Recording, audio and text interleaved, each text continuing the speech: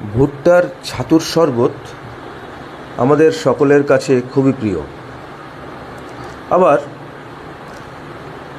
আঁচে শেখা ভুট্টা পোড়া আমরা অনেকেই খেয়েছি। এর স্বাদও অনন্য, অতুলনীয়। কিন্তু একটু ভেবে দেখুন, ভুট্টার ছাতুর যে পুষ্টিগুণ,